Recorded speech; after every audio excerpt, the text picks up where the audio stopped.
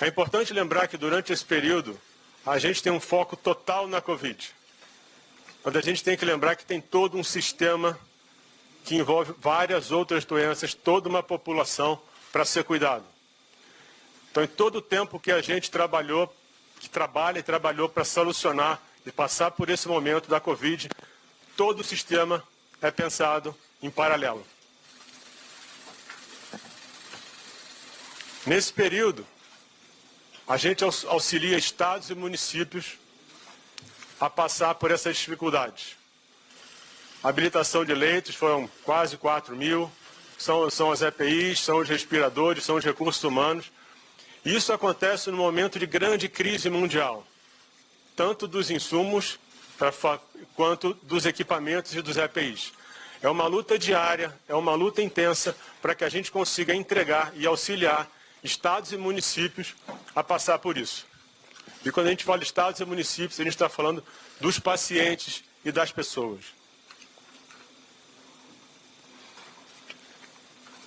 Deixa um plano de trabalho, um plano pronto para auxiliar os secretários estaduais, os secretários municipais, prefeitos e governadores a tentar entender o que está acontecendo e definir próximos passos.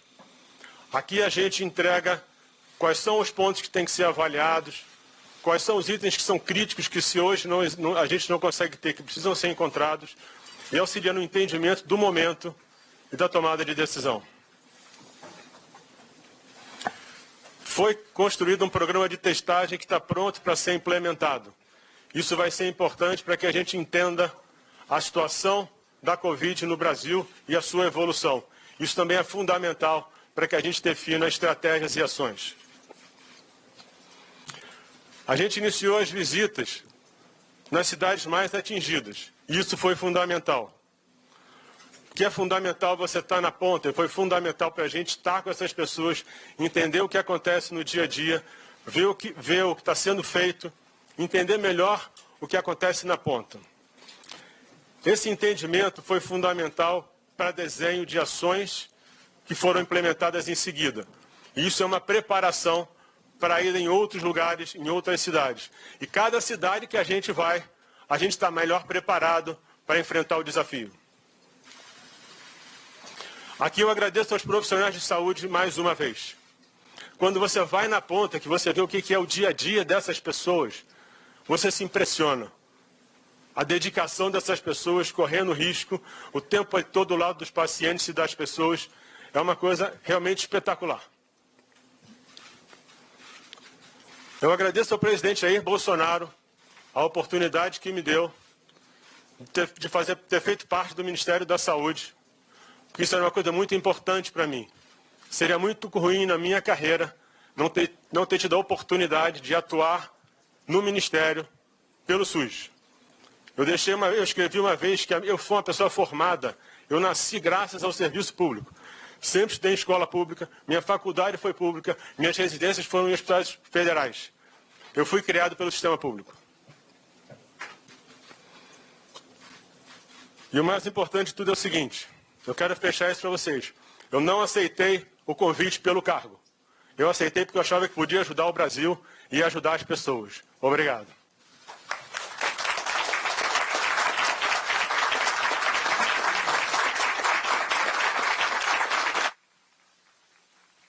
Acompanhando aí o pronunciamento do saída de Nelson Taixe do Ministério da Saúde. Vamos seguir acompanhando. Com essas pessoas, todos aqui que estiveram do meu lado o tempo todo.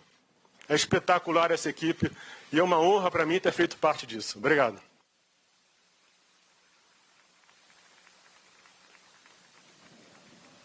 Agora o ministro é aplaudido pela equipe que ali está. Volto a lembrar que ao lado dele, do lado esquerdo de Nelson Taixe, está Eduardo Pazuello, general que é um dos cotados a assumir o cargo de ministro da Saúde.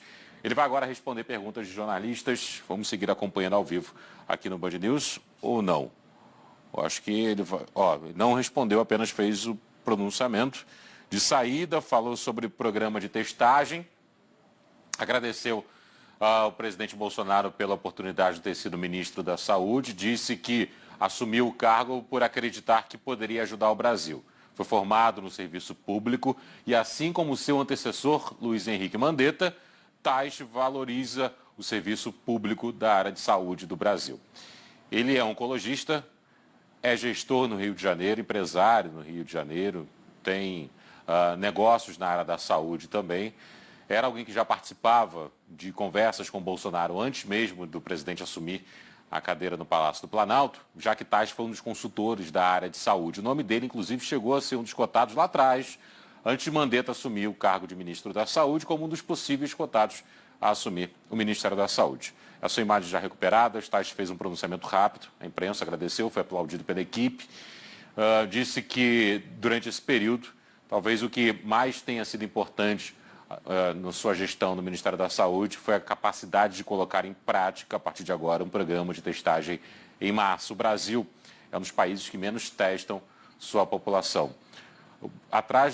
Na frente do Brasil, na posição seguinte, por exemplo, está o Irã.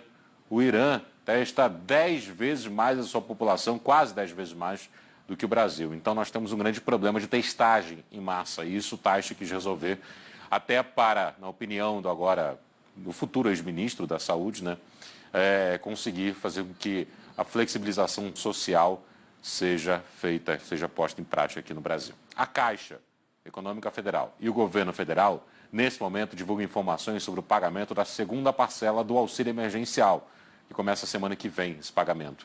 Vamos com uma transmissão ao vivo do presidente da Caixa, Pedro Guimarães, e do ministro da Cidadania, Onyx Lorenzoni. Vamos acompanhar os detalhes aqui. Onyx Lorenzoni fala nesse momento. Detalhes importantes, já que tem muita gente que não conseguiu receber até hoje. Feito pela Dataprévia, que fica o meu agradecimento ao todo ao corpo diretivo e aos funcionários da Dataprévia nesse grande esforço que foi feito. Encontramos mais de